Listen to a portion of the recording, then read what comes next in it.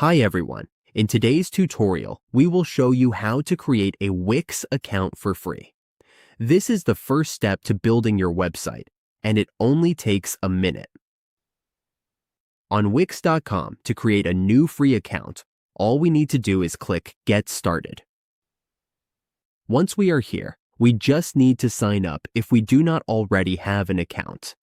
Let's use this email as an example. We will select it, and since we do not have an account with that email, let's use this one.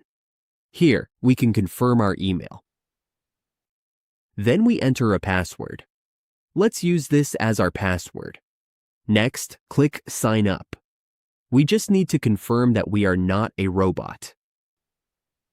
Now click the fire hydrants, hit Verify, and then Sign Up.